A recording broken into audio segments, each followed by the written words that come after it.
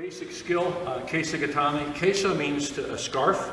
Gatame means to hold or pin in place, or lock in place. And I'll show you a couple basic variations here, okay? And so let's look at it. Remember, you're from the side, and fundamentally it's side control. You know, like a lot of people think about side control. This really is a side control situation. It's just I'm holding more of his upper quarter of his body, really his shoulders primarily, and his head and arms. So that's what we're going to do here. So I've thrown him and knocked him down. I've turned him onto his back. I've broken him down. He's on his back somehow. I've got him here. All right. All right. What I want to do, I'm going to start by just holding on to his sleeve. And see how I'm kneeling here? I'm just going to put my hand here, and I'm just going to sit through. And my right hip is under his right shoulder. Okay? And right there. Now, your feet, they're not just big hunks of meat. Use them to manipulate and control him. Okay, so we're going to talk about that right now. So I've got him here, so my right foot, my right hip, I should say, is under his right shoulder. All right? And my toe, my foot is kind of extended out. Everybody's a little different, but I like to be on the side of my foot. Don't just have it laying there. Use it, okay? I can manipulate with it, all right? Now, what I'm going to do with my other leg, I want to stick it back here, shoot it back here, not super far, just enough where I'm comfortable, but I've got a nice distance here. Everybody see this here? Okay, there's a good distance between from here, there's almost a straight line between my back knee and my front heel. If you remember that, it's a good way to remember that. And I'm driving with my foot into the mat. Now, some people like to come up here, that's fine, if that works for them. You know, they can post here, that's okay. If you feel that's comfortable for you and it works better for you, okay, do it. But this way I can drive into them and manipulate. I'm driving here is kind of my driver leg, like if it were a throw. This is my steering leg. Okay? The fact that they're both laying, this is on the mat here, creates a lot of friction and you can't move much, okay? So I want to do that. Now, I've got him here, and I'm going to show you the very basic way to do it, and then I'm going to show you a little variation that we really like around here, and it works pretty effectively because we like them for submissions. But I'll show you the basic way first. Grab here, and just lock his arm in tight to my body. See how I'm just pulling it here and lock my elbow in and holding his upper sleeve here, between his elbow and his shoulder, like this. You can hold back here, if that works for you too, but it's generally here because I can control his shoulder better, okay? Now this hand, notice how I'm leaning into him and on him. I'm not over him, but you see I'm controlling him. Now I can stay here and kind of pretty much park him here and post this hand here and control with it. But I really want to get a little more control of him, so I'm going to hook under his head and I'm going to grab my leg here. You can also grab his shoulder here if you want. Okay, but make sure, what you want to do is make sure his head is off the mat so he can't bridge. I don't want him to, if he bridges, he might escape. So I'm holding here like this. That's the basic way right there, okay? Some people will call this hand here, putting my hand on here, makura Kesa Gatame, means a pillow. I'm providing a pillow for him to lay on. Some people may call it that. Now the variation that we do that I like is instead of grabbing here like this, what we'll do is we'll grab the gi here like this, or if no gi, I'll just hook him, okay? But I got him here and trap him like this. Trap his arm here. Because eventually I can work it over and shift him over to a Kata Gatame, Kata Jume situation, or go to an arm lock or something. But I don't like to grab this because this is the basic way I really, see how I can grab around my waist and start reaching and bridge and roll me off? So I don't want to give him that opportunity. So I'm going to go ahead and lock him tight here like this, and like this, and I can ride him just as well. What you're doing, you're controlling him for time, okay?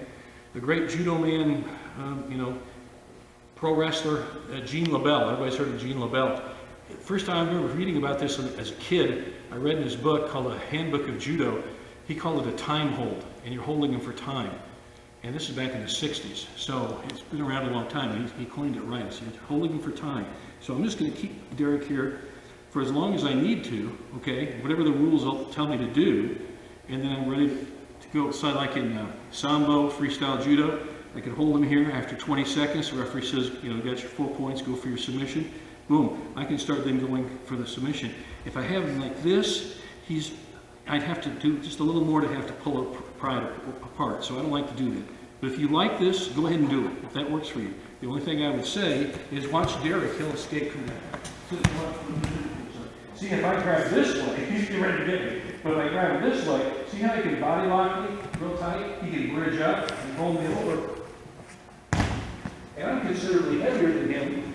And he still did that because, yeah, he still did that because he had a good body lock on me, and he used good leverage and everything else. He used the principles of what we do in judo, jiu-jitsu, and sambo to his advantage. So I didn't want to give him that. So that's why I don't like this as much. You can if it works for you. And it's the basic way to do it, I get it. But I'd rather have this way, because that way he can't grab around my waist and start the escape. That's just for me, okay? All right? Let's work on that. Here's a good solo drill to practice just your position for Kesa Gatame, okay, the scarf hold. All right, so let's start here, all right? I'm on my toes. Okay, now I'd like to be on my hands. Normally I wouldn't, but I'm going to be on my hands just for this drill. I'm going to come up, sit through, and I just want to hear it. Now here I am, okay? Now what I'm practicing is my base. Your base has to be really important. It isn't anything, but it's a movable base. It's a fluid. It moves around. So what I just want to do is just move around. Just move on my base and just move around. So I'm using my elbow here, just pivoting off of it and just staying on my hip. Okay? So I start pretty basic. Just pop up, sit through. I'm on my base and I just stay here. And just move around. And I want to have you move around a complete circle, all the way around one way and all the way around another way. Just keep moving. Look, I'm digging the toes. I'm using this as my rudder to guide, but I'm also providing some friction on the mat to hold him down. But I'm driving off my foot here, and I'm continually moving. And I just keep moving around. It looks silly, maybe a silly drill, but it has good effect. So he's on kind of like this. He sits through, and he just goes in a circle all the way around. He just keeps moving one way, then he moves the other. And he's constantly, what he's focusing on is keeping that solid base moving. It's a fluid base, okay? And it does, you got to move because he's going to move around a lot. It's not like a pin in wrestling where you only have to pin his shoulders for a touch fall. We have to hold him for like 20 seconds in judo, and in a real fight, in a real situation like you might see in some MMA and stuff, he may hold him there for an extended period of time. All the time doing something, working for a submission or trying to make him tap out. Got that? So let's do that drill, and then we're going to move on to some other stuff. Okay?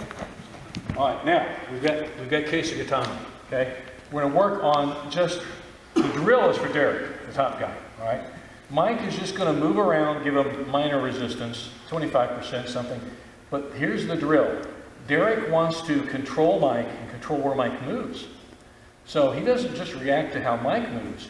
He's going to direct Mike where he wants him to move as best as possible. So what he's going to do, now remember we did the solo drill where you're just by yourself without the bottom guy. Now consider this the same as that solo drill where you're just moving around, keeping a good fluid base here and moving around. So Derek's going to move Mike, a bit to the right, one way, then he's going to stop. He's going to move Mike around the other way. So just I'll get out of your way there. And just moving Mike around. And he just keeps moving Mike around. Mike gives a little bit of resistance, not a lot, just so Derek can control the action here. To learn to control the action, okay? Okay. Now, Mike can do this. Mike give no resistance, and Derek just moves you around. And Mike just keep moving with him. Just keep going with him. Mike just stays up with him. So Derek is just moving around.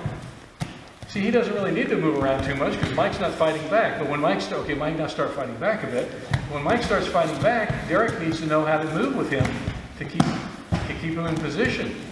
Okay, to hold him for time. That's it. That's a good job. So now we were doing that before. Show the one without Derek. Just do a solo drill where he came in and just moved around. We were doing this drill. Remember that? And he was just moving around. Okay. Now we're making it more realistic. See how he goes one way then the other. Now we're making it more realistic with the bottom guy giving some slight resistance, but the top guy's job is to control him the whole way, keeping good form the whole time. You don't want to break your form, you don't want to lose your technique, because that technique develops that good skill, you keep them there. That's what keeps them there. Okay? All right. A good way to get somebody to Kesa Gatame is this breakdown, okay? A lot of people in judo call it turnovers, but I've always called them breakdowns because you do break them down from a stable to an unstable position, so that's why I call them breakdowns. All right, so we're grappling, we may be fighting here, whatever. All right, but when he comes up, okay, this is a natural. I mean, this is one we teach a lot of kids, but I see adults do it too. It's a great move, and it's real basic, but basics work. So I'm going to grab his sleeve, okay, and again, pretend you're like throwing them, because these are almost like, well, they are throws on the mat, okay? And the throwing techniques on the mat. So grab here, between his elbow and his sleeve, and it's like I'd be throwing with Koshi-Garuma, hip wheel. And all I'm going to be doing is grabbing around his neck and do a Koshi-Garuma on him. So come on, it's kind of like this. So we're grappling like this. My right hand goes around the neck. Now, don't bulldog him. What you want to do is just grab his gi, or grab, maybe under his armpit here.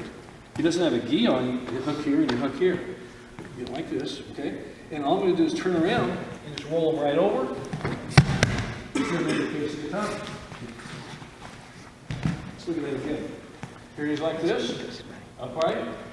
Does anybody are dumb enough to get, believe me, we all are here at some point in a grappling, ground fighting situation. Maybe not every time, but a lot of times. So if we're here like this, facing in kind of a neutral position, you can latch onto him like this. So grab here, grab around the neck. When I do this, I pull just like a throwing technique. It's coming like this. Grab here. You can grab his gi. Don't bulldog him.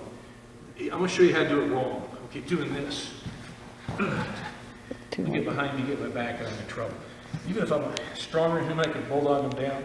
It doesn't work all the time. I want something that's worked with a high ratio of success. I want this to work a lot. So I'm going to grab here, hook it here, roll him.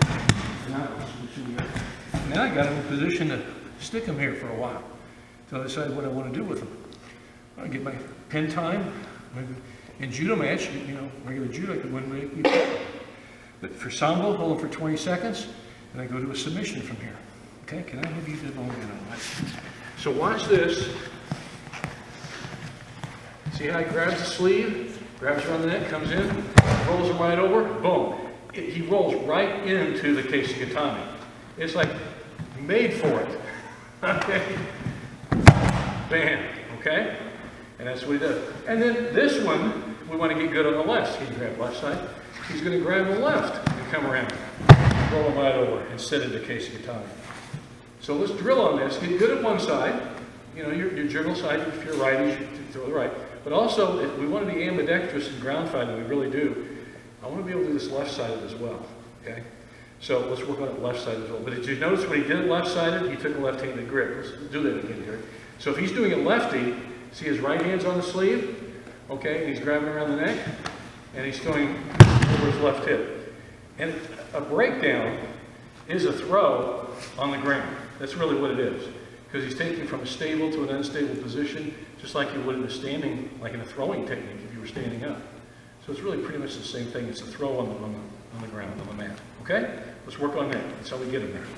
Okay, we worked a lot on Kesa Gatame tonight, and we worked on how to get a guy into Kesa Gatame. We worked on the basics, of course. Now let's work on how to get out of Kesa Gatame if you're the poor guy on the bottom, or gal on the bottom. So here we are. Mike is holding Derek. Hold him the basic green dollar. Okay. Now, most standard people hold Kesa Gatame here, and they're like that. You can see it. Now, remember, by Mike holding this way, this basic way like this, it does allow Derek to get his hands around Mike's body at a body lock. So he does that. Now, he can grab his hands together. Never lace your fingers together, okay? That's not a good grip. But you can lock them like this, like a gable grip or a square grip, or grab his belt. Grab some part of his gi or body. Grab his hip, whatever. But go ahead and grab it, lock your hands together. So he's got to be able to, he sucks him in super tight, okay? Now, not only is Mike holding Derek, Derek is holding Mike, okay? Now, what's going to happen, Derek's going to scoot his body as close to Mike as he can. Stand, get on the balls of your feet, get on your feet. Okay, now, see how he's almost putting his hip under Mike's hip. But he might not be able to, but that's okay. Now, what he's going to do, he's going to, notice his feet are still on the mat. Okay, he's going to bridge. This is called a bridge and roll, and it describes what you do. Derek's going to bridge Mike up directly toward Derek's head, and then roll over that way. And now he's on Mike. Okay, and he sits through and he kind of counters with his own hand. Okay, can you start in your heads that way toward this camera? There you go. Okay, now watch again. No, okay, so he's got him there in Kesa Gatame. Now see, he body locks. Gets under him, bridges toward the head. And don't try to roll him over immediately. Do that again in the same position, Derek. Now, watch. Now, Derek will do this. He's going to drive the bridge. is putting Mike directly, he's going to bridge directly toward his head, bridge up this way, and see how he creates all that space? Now the roll is then he rolls, drives all the way over and on top. You see how he drove with his feet all the way? He didn't let his feet go flying and loose, and you don't want your feet flopping in the air. You know you're stuck if your feet are flopping in the air. Okay? And you're going to get in trouble if you're on the bottom here where Derek is, and you stop having contact with your feet on the mat. If you start flailing your feet, even one of them, okay, if you try to push off one and see like that, that's where you're going to stay stuck for the whole time, okay?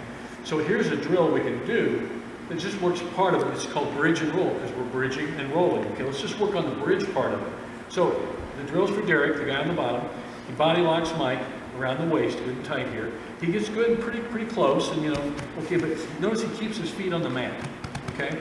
Now, all he's going to do is bridge Mike toward his head. He's just going to bridge Mike up and then bring him back down. He's going to bridge Mike up and he's going to bring him back down. Now see how he's bridging? Now that is a skill. See if you keep that there? Okay, everybody tries to roll too quick. You got to bridge them first. Okay, like we said before, it's in two parts. You got to bridge, then roll. Okay, so this, and for heavyweights, admittedly, it's harder to do with big guys because if Mike weighed 250 and Derek weighed 250, the girth of the bodies makes it more difficult to do this. I mean, that's admittedly the way it is, okay? And then eventually, go ahead and hook him, okay, bridge, and then you bridge and roll, bridge, and then you roll, finish out, there you go. So that's the finished product. But the hardest part about learning the bridge and roll is to bridge. And so a good way to practice that, and without your partner, just be on your back and pretend, he's pretending he's holding Mike. He just bridges up, and he bridges up, and he just keeps bridging. And that's a good skill to develop, and it takes the strength to develop. Look what you're doing here, these bridging exercises, okay? So you have to start with that basis, and that's the hardest thing to do, to bridge first and then roll, okay? So let's do some bridge drills and then finish out a nice bridge and roll. So here's what we'll do. We'll bridge 3 times and do a bridge and roll. Can you demo it here for me? So Mike's got Derek, and Mike's going to do 3 bridges, or Derek's going to do 3 bridges and then a bridge and roll. Bridge, there you go. Bridge, bridge again. Okay, now this is where he bridges and rolls. Bridge and roll. Bam. That's a nice little drill to work with. It's a total cooperation. Mike's cooperating with Derek. We're a team here, because then Mike will do his set. Okay, let's do several rounds of that. Just work 3 bridges, then a bridge and roll. Okay? Don't bridge and turn. Bridge, then turn. Yeah, bridge, then turn. 2 separate things. Bridge, then turn. Bridge and turn. Okay, a bridge and roll. Okay, let's do it again. Mike, hit him again. All right, so the 2 separate events. He bridges, and he rolls. And he counterpins. Okay, he's in a good position. He just has to sit through and he sticks it. So it's the basic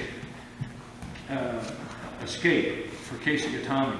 And it really does have a high percentage effectiveness. It works pretty good.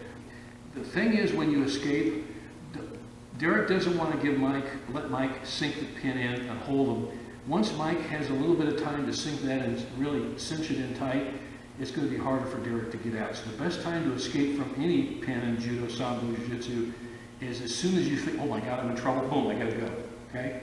So do really make it explosive and fast. So if Derek lays there and lets Mike pin him, he's probably going to stay there for the full time. Once you get stuck, it's hard to get unstuck, okay? So unless he gets it off quick. So Mike just be on your back, Derek. As soon as Mike just get in there, boom, Derek starts to explode. That's the best time. As soon as you say, oh my God, I'm in trouble, I got to get out of here. And then keep your head about you and then go about the escape, okay? But right now, let's practice the basic bridge and roll, and we'll practice it, a little faster. Like that. Make sense? All right, let's finish it out with that. Good.